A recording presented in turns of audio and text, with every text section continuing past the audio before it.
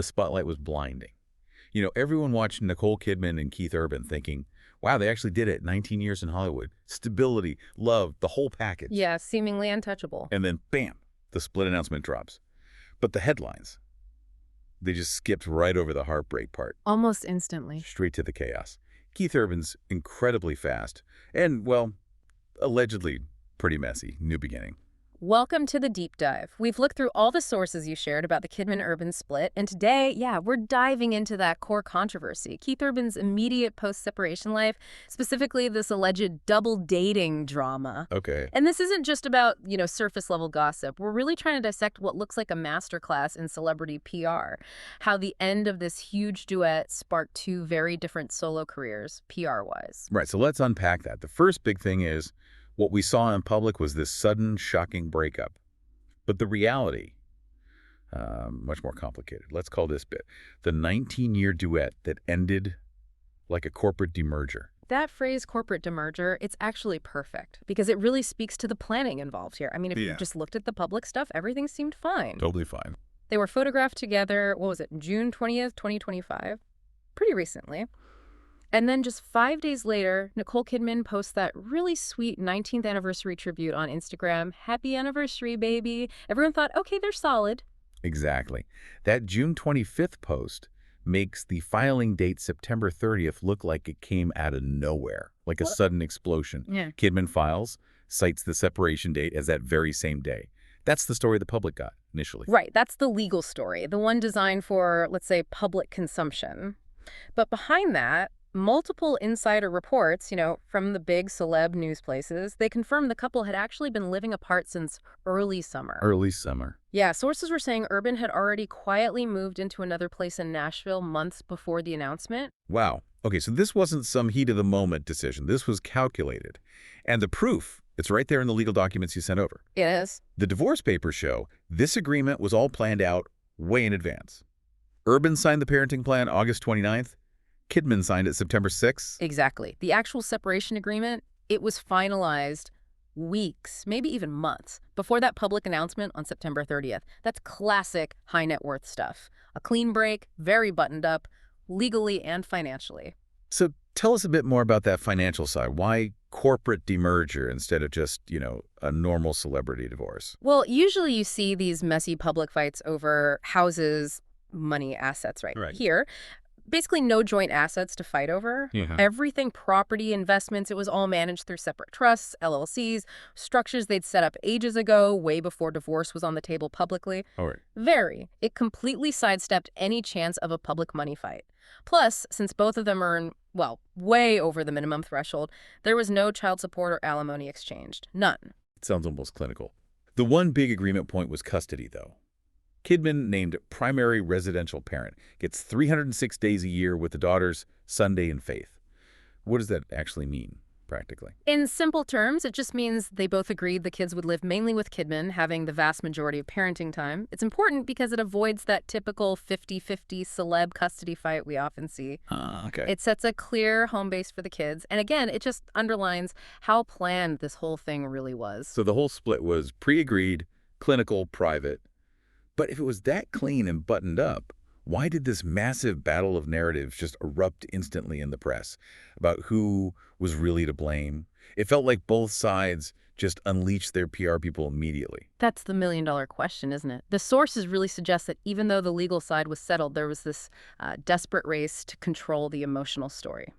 Which brings us neatly into segment 2, the dueling PR campaigns. You basically had Kidman, the betrayed wife, versus Urban, the restless husband.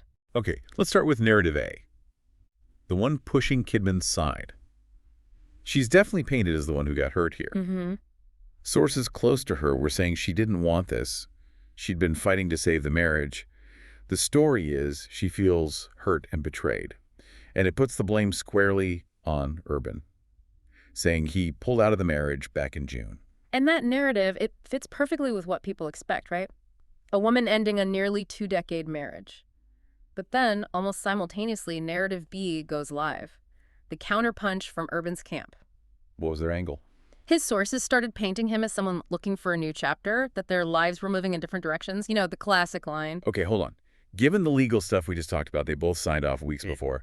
How strong is that betrayed wife narrative for Kidman? Even if it's emotionally true for her, it kind of clashes with the facts, doesn't it? That's where the PR game gets tricky. Kidman's team needs to acknowledge the split was, well, managed, but they also need to protect her image, her dignity.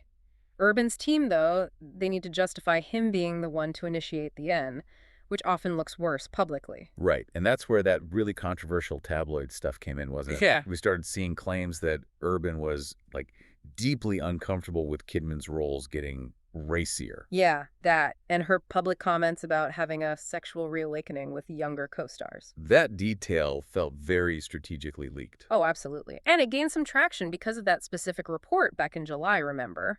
That Urban supposedly cut short an Australian radio interview the second they asked about Kidman's steamier scenes. Ah, yes, I remember that. So let's break down that leak. Yeah. Why use the racy roles angle? Why is that such a useful tool for Team Urban? Well, if you look at the bigger picture, it works as a deflection, doesn't it? Yeah. It tries to shift the blame away from anything personal he might have done, like maybe he was bored or maybe there was someone else onto something external. Her job choices. Okay, I see. It positions Urban as just being uncomfortable with her career path, almost like a traditional protective husband figure. And that makes his decision to move on seem less sudden, less like a betrayal, and more like a reaction to circumstance. It definitely softens the ground for whatever he did next. And what he did next came incredibly fast. Which brings us right to the heart of the sources you shared. The double dating drama and Keith Urban's rewritten vow. This was aggressive, like PR moves launched directly from the concert stage. It was a huge symbolic gesture. He took his 2016 hit The Fighter, a song he'd publicly called a vow to Nicole Kidman back in the day. Yeah, I remember that. And he changed the lyrics on stage, publicly, fundamentally altering its meaning right as the divorce news was breaking. And the new focus was Maggie Baugh. She's, what, 25? A multi-instrumentalist in his touring band since 2024. That's her. He changed the lyric from protecting this unnamed love to naming her. When they're trying to get to you, Maggie, I'll be your guitar player. Or sometimes fighter. We even saw video of him pointing right at her singing, I was born to love you. And they hug on stage. It was a lot. And the timing, not accidental. Baugh herself actually boosted the signal. She posted a video of that lyric change on her own social media on September 26th. September 26th. Wait, you got it. That's 4 days before Nicole Kidman officially filed the divorce papers. So it instantly created this narrative. Keith's already moved on. He's publicly picked someone new. Before the marriage was even legally over on paper, it felt like a preemptive strike, using his stage, his music brand to dictate his story. That is unbelievably fast. But the story got even messier, right? Then came the Nashville mystery, which kind of complicated the whole Maggie Baugh storyline he seemed to be building. Yes. Enter veteran celebrity journalist Rob Shooter. His #Shooter Scoop report dropped, alleging that Urban was also involved simultaneously with a second unnamed woman back in Nashville. That was the claim.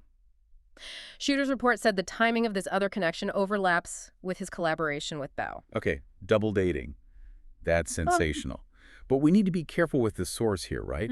This specific claim, it didn't really get picked up by the big mainstream outlets like People or Variety. Correct. It lacks that top-tier corroboration. So here's the question. If Urban's goal is managing his image, why would his camp let this unverified, potentially damaging rumor about dating two women at once circulate? It seems counterintuitive. That's a really sharp observation. See, for Urban's brand, the country rock star, the performer, the narrative goal might actually be constant motion, constant activity. The restless artist moving quickly is almost part of the image. Okay. So in this situation, maybe the goal wasn't getting the story verified. Maybe the goal was just noise. The rumor itself, which TMZ said was all over Nashville, it successfully creates this buzz, this constant speculation that completely frames Urban's post-split story. He's moving, he's single, he's aggressively moving forward. Mission accomplished, perhaps. So Urban's strategy, loud, active, grabbed the immediate headlines with controversy and stage drama. But then if we look across at Nicole Kidman, we see a totally different approach, a masterclass counter move, you could call it. Exactly. And this is where you really see the power of aligning your strategy with your established brand. Contrast Urban's noise with Kidman's sophisticated resilience. Her public appearances right after the filing, very few, highly strategic, and totally rooted in her global A-list status. Their first outing was that Amphar charity auction. Yeah. It's very But respectable. it's critical, safe, Philanthropic, exactly. But the real power move was Paris Fashion Week, the Chanel show. Oh, yeah, that was brilliant. A total masterstroke of image control. Nah. And she didn't go alone? Nope. She brought her daughters, Sunday and Faith, and her niece, projecting strength through family, not looking like some isolated victim. Fine, strong. And it wasn't just her being there. It tied in perfectly with the announcement that she was back as a brand ambassador for Chanel.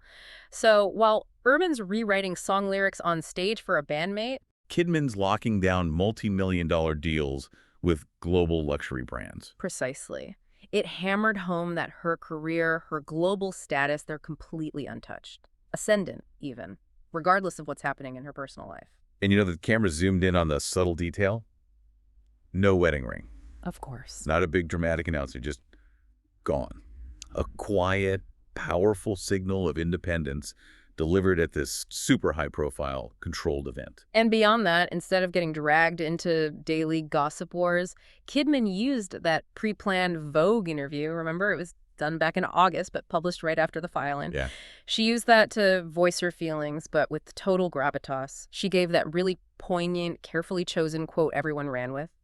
How many times do you have to be taught that you think you know where your life is going and then it isn't going in that direction? Wow. Talk about controlling the emotional narrative with class. Yeah. So Urban plays the fast-paced news cycle with drama and controversy. Kidman plays the long game, Yeah. career, family, elegance, global image. It's just fundamentally different PR. They're perfectly aligned with who they are professionally, aren't they? Urban's strategy is aggressive, forward-looking, all tied into that country music star persona freedom, restlessness. Kidman's is more passive, sophisticated, resilient, focusing on high fashion, family, timeless grace. Both use their professional platforms incredibly effectively to manage a personal crisis. So what we really saw wasn't just a marriage ending after 19 years. It was this complex, meticulously planned rollout of two new public narratives. Urban's quick rebound story, all fueled by the rewritten song and the double dating rumors, definitely grabbed the immediate headlines, created that feeling of intense forward motion. It did. But Kidman's quieter shift, focusing on high fashion, family, those very controlled emotional statements, that's the strategy built for the long haul. It's preserving her image of global poise, of resilience. I think the real takeaway here is just how skillfully both stars use their unique brands, country music icon versus global screen and fashion legend, to tell the story of the separation on their own terms. The end of the marriage wasn't an end point.